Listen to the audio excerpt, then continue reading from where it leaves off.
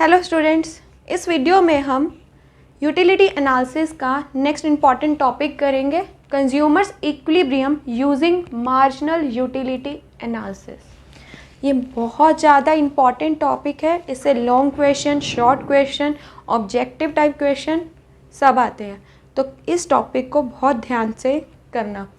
अब देखते हैं कि इक्विलिब्रियम होता क्या है। इक्विलिब्रियम एक ऐसी पोजीशन है जिसमें आप किसी भी तरीके का कोई चेंज नहीं करना चाहते हो। आप एक ऐसी पोजीशन पे हो, एक ऐसी सिचुएशन में हो जिसमें आप किसी भी तरीके का कोई बदलाव, कोई चेंज नहीं करना चाहते हो। उसे ही क्या कहते हैं? Equilibrium, a position of no change. Clear? अब देखते हैं कंज्यूमर्स इक्विलिब्रियम क्या होता है। कंज्यूमर्स इक्विलिब्रियम एक ऐसी सिचुएशन है जिसमें कंज्यूमर अपनी इनकम को इस तरह से एलोकेट करता है, स्पेंड करता है डिफरेंट कमोडिटीज़ के ऊपर, जिससे उसे क्या मिल रहा है? Maximum satisfaction. क्या मिल रहा है? Maximum satisfaction.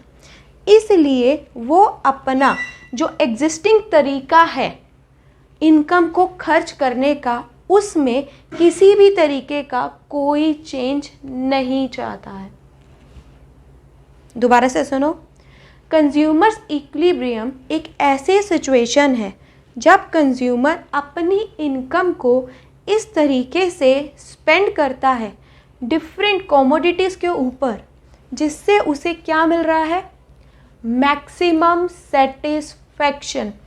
क्योंकि उसे मैक्सिमम सेटिस्फैक्शन मिल रहा है, इसलिए वो अपने जो एग्जिस्टिंग तरीका है उसका इनकम को स्पेंड करने का, उसमें किसी भी तरीके का कोई बदलाव, कोई चेंज नहीं करना चाहता है। क्लियर? अगर हम शॉर्ट में कहें तो कंज्यूमर्स इक्विलिब्रियम क्या है? एक ऐसी स्टेट, एक ऐसी सिचुएशन जब कंज्यूमर को क्या मिल रहा है? Maximum satisfaction. क्लियर? अब एक बार मीनिंग को रीड भी कर लेते हैं। कंज्यूमर्स इक्विलिब्रियम क्या है? एक सिचुएशन है where a consumer spends his given income across different commodities in such a manner that he get maximum satisfaction and has no tendency to change his existing way of expenditure. Consumers equilibrium क्या है? एक situation है जब consumer अपनी income को इस तरीके से स्पेंड करता है डिफरेंट कमोडिटीज़ के ऊपर, जिससे उसे क्या मिल रहा है? Maximum satisfaction. और वो अपने एग्जिस्टिंग वे ऑफ एक्सपेंडिचर में किसी भी तरीके का कोई चेंज नहीं करना चाहता है। क्लियर? अब हमारा नेक्स्ट टॉपिक है consumer's equilibrium in case of one commodity. फिर हम उसके बाद पढ़ेंगे consumer's equilibrium in case of two commodities. Clear? अब हम देखते हैं consumer's equilibrium in case of one commodity. जब कंज्यूमर एक ही कमोडिटी को कंज्यूम कर रहा है, एक ही कमोडिटी को परचेज कर रहा है, तब वो उसके कितने यूनिट्स को खरीदे कि उसे क्या मिले? Maximum satisfaction. इसके लिए हमारे पास क्या है? एक कंडीशन है। अगर कंज्यूमर इस कंडीशन को फुलफ़िल कर लेता है तो कंज्यूमर को क्या मिलेगा? Maximum satisfaction. और ये जो पॉइंट है, ये कौन सा पॉइंट है? इक्विलिब्रियम का पॉइंट है। अब देखो कंडीशन क्या है। यहाँ पे हम एग्जांपल लेते हैं कमोडिटी एक्स। कंज्यूमर है जो बाय कर रहा है कमोडिटी एक्स को। जब कमोडिटी एक्स से मिलने वाली मार्जिनल यूटिलिटी उसके प्राइस के बराबर हो जाए, तब कंज्यूमर को क्या मिलेगा? Maximum satisfaction. क्लियर? जब कमोडिटी एक्स से मिलने वाली सेटिस्फैक्शन इन रुपीज़ उस कमोडिटी के प्राइस के बराबर हो जाएगी तो कंज्यूमर को क्या मिलेगा? Maximum satisfaction. अब देखो मैंने यहाँ पे क्या लिखा है, इन रुपीज़। प्राइस का मेज़रमेंट यूनिट क्या होता है, रुपीज़। मार्जिनल यूटिलिटी का मेज़रमेंट यूनिट क्या होता है, यूटिल्स। अब अगर आपने किसी चीज़ को कंपेयर करना हो तो उनके यूनिट्स क्या होने चाहिए, सेम होंगे, तभी तो आप अच्छे से कंपैरिजन कर सकोगे ना। मार्जिनल यूटिलिटी का मेजरमेंट यूनिट है यूटिल्स, प्राइस का रुपीस। इन दोनों को कंपेयर करना थोड़ा डिफिकल्ट हो सकता है और अच्छे से हम कंपेयर भी नहीं कर सकते, इसलिए हम क्या करेंगे, मार्जिनल यूटिलिटी को भी इन रुपीस में निकालेंगे। क्लियर। अब इसका फॉर्मूला क्या है, मार्जिनल यूटिलिटी को इन टर्म ऑफ मनी में निकालने का फॉर्मूला है मार्जिनल यूटिलिटी इन यूटिल्स अपॉन में मार्जिनल यूटिलिटी ऑफ 1 रुपी, जिसे हम MUM भी लिखते हैं। क्या लिखते हैं, MUM। अब ये होता क्या है MUM, MUM क्या है, 1 रुपी से आप कितने यूटिल की सेटिस्फैक्शन एक्सपेक्ट करते हो, कितनी सेटिस्फैक्शन आप चाहते हो 1 रुपी से। मैं चाहती हूँ कम से कम, अगर मैं 1 रुपी को स्पेंड कर रही हूँ, खर्च कर रही हूँ, मुझे 1 यूटिल की सेटिस्फैक्शन तो चाहिए। बट हर किसी के लिए ये चीज़ सेम नहीं हो सकती है। कोई चाहेगा कि अगर मैं 1 रुपी को स्पेंड कर रहा हूँ, मुझे कम से कम 4 यूटिल की सेटिस्फैक्शन चाहिए। तो ये चीज़ डिफ़र कर सकती है, क्योंकि मार्जिनल यूटिलिटी क्या है, यूटिलिटी क्या है, एक सब्जेक्टिव कंसेप्ट है, पर्सन टू पर्सन डिफ़र कर सकता है। हमने फर्स्ट पार्ट में पढ़ा था ना, क्या है, यूटिलिटी एक सब्जेक्टिव कंसेप्ट है, पर्सन टू पर्सन डिफ़र कर सकता है। इसलिए मार्जिनल यूटिलिटी ऑफ 1 रुपी, 1 रुपी से एक पर्सन कितनी सेटिस्फैक्शन, कितने यूटिल्स की सेटिस्फैक्शन को एक्सपेक्ट करता है, वो भी डिफ़र कर सकता है। क्लियर। अब आप एक क्वेश्चन और बताइए, यूटिलिटी को हम मेज़र करते हैं यूटिल्स में। यूटिल एक इमेजिनरी यूनिट है या स्टैंडर्ड यूनिट है, ये 1 मार्क्स के लिए इंपॉर्टेंट है, ऑब्जेक्टिव टाइप के लिए। यूटिल एक इमेजिनरी मेजरमेंट यूनिट है, स्टैंडर्ड तो हो ही नहीं सकता। स्टैंडर्ड का मतलब क्या है, 1 metre is equal to 100 centimetre.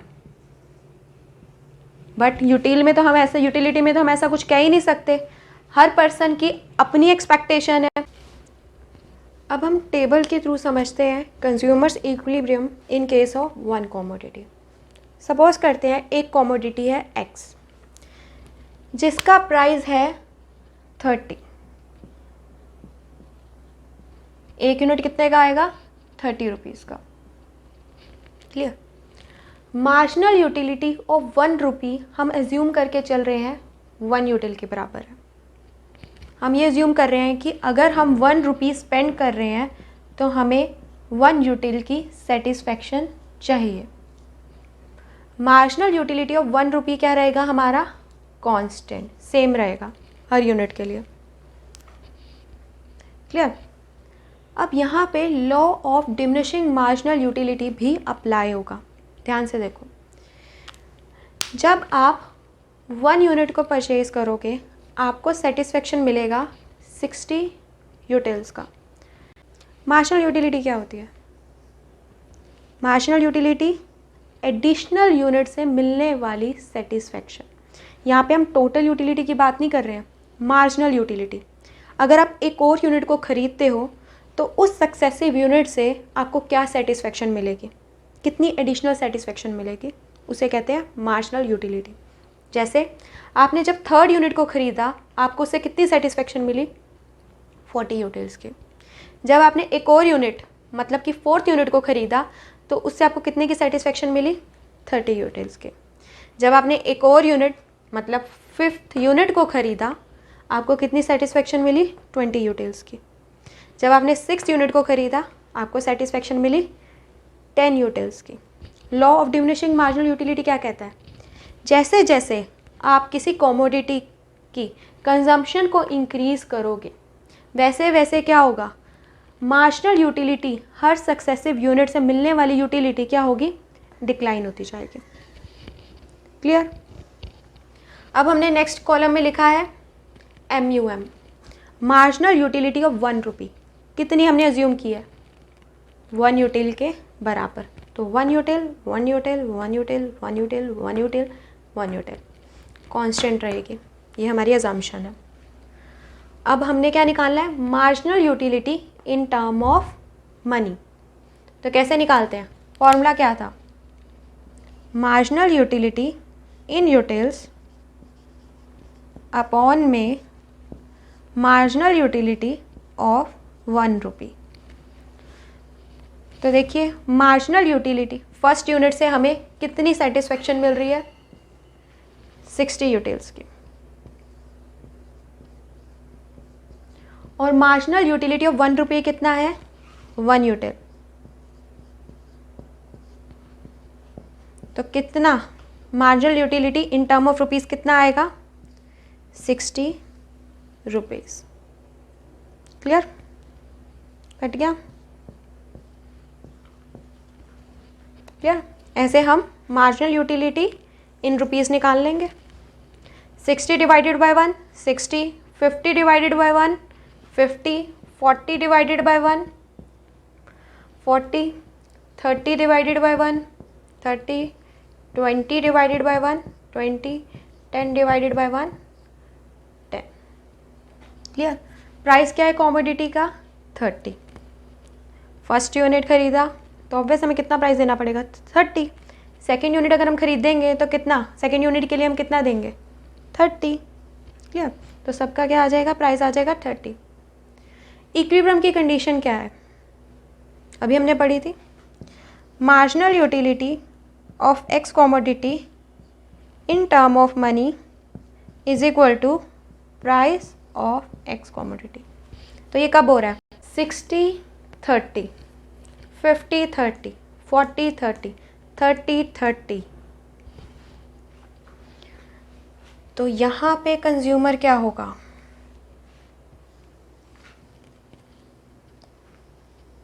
Equilibrium में कंज्यूमर कितने यूनिट्स को बाय करेगा एक्स कॉमोडिटी की कि उससे क्या मिलेगा? Maximum satisfaction. कितने यूनिट को बाय करेगा? 4 यूनिट्स को बाय करेगा।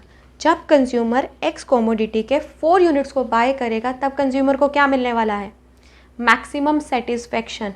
और ये क्या है? इक्विलिब्रियम पॉइंट हमारा। क्लियर? अब देखो, समझो ध्यान से। जब कंज्यूमर 1 यूनिट को बाय कर रहा है उसको कितनी सेटिस्फेक्शन मिल रही है? उसे लग रहा है कि एक्स कॉमोडिटी का प्राइस कितना है? 30, बट उससे मिलने वाली सेटिस्फेक्शन कितनी है? 60 रुपीज़ की। उसे लग रहा है कि जो एक्स कॉमोडिटी है उसकी वर्थ, पहले यूनिट की वर्थ है 60 रुपीज़ जितनी, और उसे पे कितना करना पड़ रहा है? 30। तो वो बाय करेगा? करेगा, क्योंकि बेनिफिट मिल रहा है उसे। बेनिफिट क्या है? कॉस्ट से ज़्यादा है, तो वो फर्स्ट यूनिट को बाय करेगा। जब वो सेकेंड यूनिट की तरफ जाता है, सेकेंड यूनिट से उसे कितनी सेटिस्फेक्शन मिल रही है? 50 रुपीज़ जितनी, और प्राइस कितना देना पड़ रहा है? 30 रुपीज़। तो वो खरीदेगा? खरीदेगा, क्योंकि वो सरप्लस में है। बेनिफिट क्या है? ज़्यादा है कॉस्ट से। थर्ड यूनिट की बात करते हैं। थर्ड यूनिट की तरफ अगर वो जाता है तो उसे लगता है कि उसे कितना सेटिस्फेक्शन मिलने वाला है? 40 रुपीज़ जितना सेटिस्फेक्शन उसे मिलने वाला है, बट पे कितना करना है? 30 रुपीज़। वो थर्ड यूनिट को बाय करेगा? करेगा, क्योंकि उसे क्या मिल रहा है? ज़्यादा सेटिस्फेक्शन मिल रहा है। Benefit is greater than cost, तो वो थर्ड यूनिट को भी खरीदेगा। जब वो फोर्थ यूनिट को बाय करने जाता है तो वो ये सोचता है कि अब क्या है? प्राइस 30 है, सेटिस्फेक्शन भी 30 का मिल रहा है। जितना प्राइस है उतनी तो वर्थ है प्रोडक्ट की, एक्स कॉमोडिटी की, तो खरीदेगा? खरीदेगा। तो यही जो पॉइंट है, जब प्राइस और marginal utility in term of rupees equal हो जाते हैं, कंज्यूमर कौन से सिचुएशन में आ जाता है? इक्विलिब्रियम की सिचुएशन में आ जाता है, और वो उस कॉमोडिटी के कितने यूनिट्स को बाय करेगा? 4 यूनिट्स को बाय करेगा। क्लियर?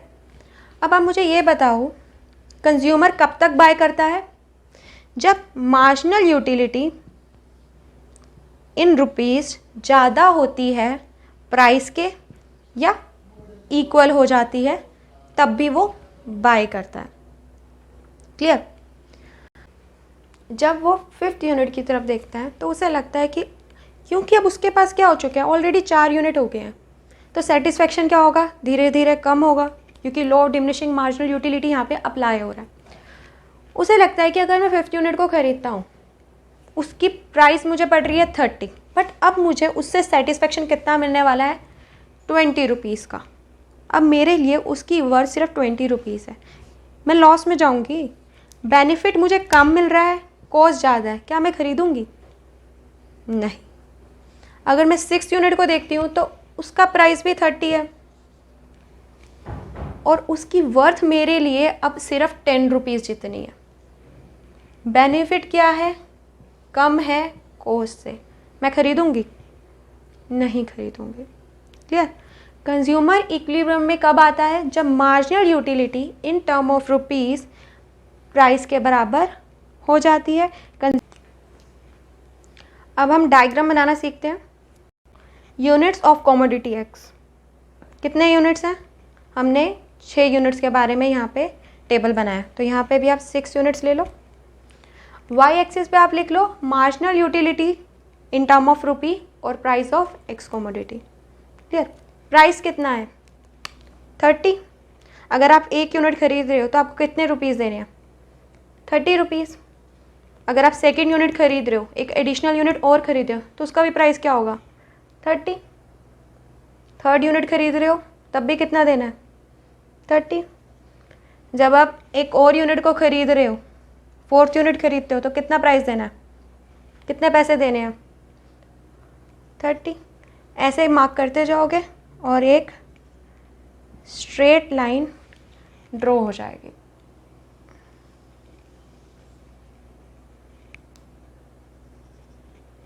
क्लियर? फर्स्ट यूनिट से आपको कितने रुपीज़ की सेटिस्फेक्शन मिल रही है, marginal utility in term of रुपी कितना मिल रहा है, 60। सेकेंड यूनिट से आपको कितनी सेटिस्फेक्शन मिल रही है, 50 रुपीज़ जितनी। 3rd यूनिट से 40, 4th यूनिट से 30, 5th यूनिट से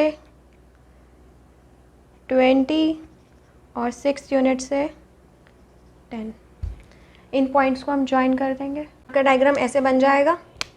ये क्या है, प्राइस, ये क्या है, marginal utility curve of x commodity in term of rupees. Clear? Equilibrium point कौन सा होगा, 4th यूनिट पे, जहाँ पर प्राइस की स्ट्रेट लाइन और marginal utility of x commodity in term of rupee intersect करेंगे। ये क्या हो गया, कंज्यूमर्स इक्विलिब्रियम का पॉइंट।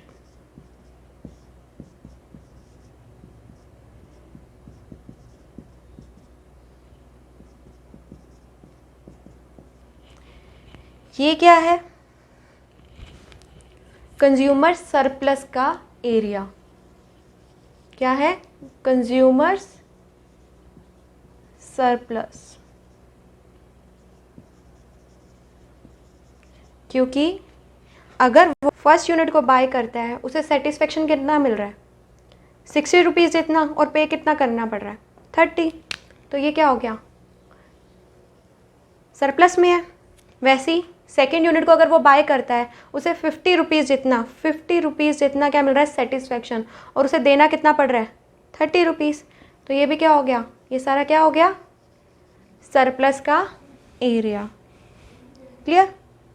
कंज्यूमर्स इक्विलिब्रियम कब आता है, जब marginal utility in term of rupee is equal to price of that commodity.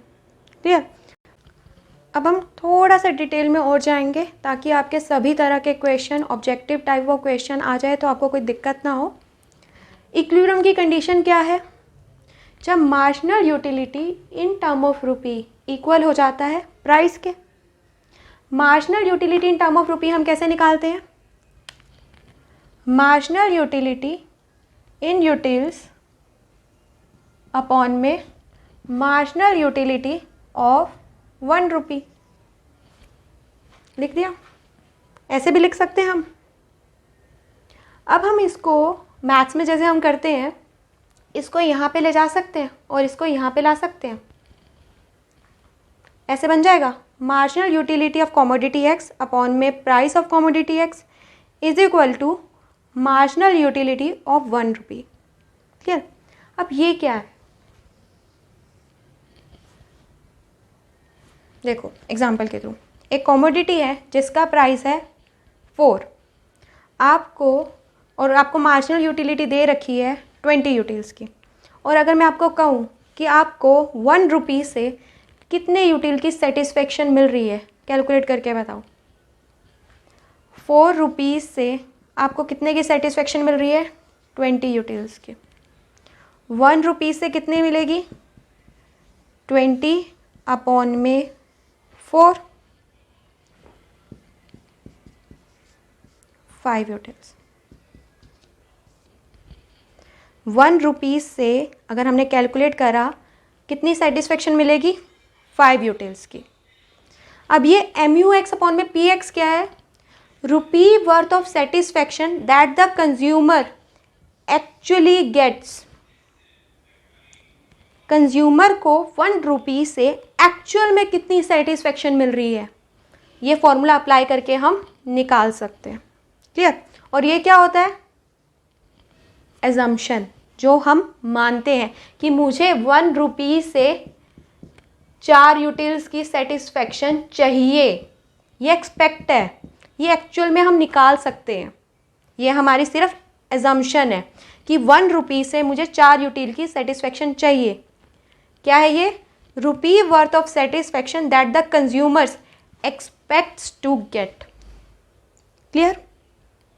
Equilibrium की कंडीशन एक ये है, हम ऐसे भी लिख सकते हैं और ऐसे भी लिख सकते हैं। आपको ये तीनों याद होनी चाहिए। अगर याद नहीं हो रही है तो एक से दूसरी ड्राइव कर लो, दूसरी से तीसरी ड्राइव कर लो। पेपर में कुछ भी आ सकता है, तो आपको कंसेप्ट क्लियर होना चाहिए। क्लियर? 2 सिचुएशंस और देखते हैं, इससे आपका और अच्छे से कंसेप्ट क्लियर होगा और आपके ऑब्जेक्टिव टाइप क्वेश्चन या शॉर्ट क्वेश्चंस अगर आएंगे तो आपके बहुत अच्छे से सॉल्व हो जाएंगे। पहली सिचुएशन है जब marginal utility of commodity x in term of rupee is greater than price है। मार्जिनल यूटिलिटी ज़्यादा है प्राइस से, मतलब सेटिस्फेक्शन ज़्यादा है, बेनिफिट ज़्यादा है कॉस्ट से। तो आप क्या करोगे? कंजम्पशन को बढ़ाओगे, उस कमोडिटी के और यूनिट्स को आप क्या करोगे? परचेज करोगे। और जैसे जैसे आप कंजम्पशन को बढ़ाओगे, हर नेक्स्ट यूनिट से मिलने वाला जो सेटिस्फेक्शन होगा वो क्या होगा? डिक्लाइन। सेटिस्फेक्शन डिक्लाइन होगा तो इसका मतलब क्या है? मार्जिनल यूटिलिटी हर सक्सेसिव यूनिट के साथ क्या होने वाली है? डिक्रीज। और धीरे धीरे करके आप किस पॉइंट पे पहुंच जाओगे? इस पॉइंट पे। अगर आपकी मार्जिनल यूटिलिटी प्राइस से ज़्यादा है और आपको इक्विलिब्रियम पॉइंट पे पहुंचना है, तो आप क्या करोगे? कंजम्पशन को बढ़ाओगे। कंजम्पशन को बढ़ाओगे तो मार्जिनल यूटिलिटी क्या होगी? डिक्रीज़ होगी। और आप बाय करते जाओगे, मार्जिनल यूटिलिटी डिक्रीज़ होती जाएगी और एक पॉइंट आ जाएगा जब मार्जिनल यूटिलिटी किसके बराबर हो जाएगी? प्राइस के बराबर। क्लियर? नेक्स्ट सिचुएशन है जब मार्जिनल यूटिलिटी कम है प्राइस से और आपको इक्विलिब्रियम पॉइंट तक पहुंचना है, तो आप क्या करोगे? मार्जिनल यूटिलिटी कम है प्राइस से, तो आप क्या करोगे? कंजम्पशन को कम कर दोगे। कंजम्पशन को कम करोगे तो सेटिस्फेक्शन क्या होगा? बढ़ जाएगा। सेटिस्फेक्शन बढ़ेगा तो मार्जिनल यूटिलिटी बढ़ेगी और धीरे धीरे करके आप कहाँ पहुँच जाओगे? इक्विलिब्रियम पॉइंट तक। देखो फॉर एग्जाम्पल आप 1 यूनिट को ख़रीद रहे हो, आपको मिल रही है सेटिस्फेक्शन 50 रुपीज़ की। जब आप सेकंड को ख़रीद रहे हो 40, थर्ड को 30, फोर्थ को 20, ठीक है। और प्राइस हम एज्यूम कर लेते हैं कॉमोडिटी का है 30। 5th यूनिट को 10 और 30। अब आप इस पॉइंट पे हो सपोज करो, और आपको इक्विलिब्रियम पॉइंट पे जाना है, तो आप क्या करोगे? कंजम्पशन को क्या करोगे?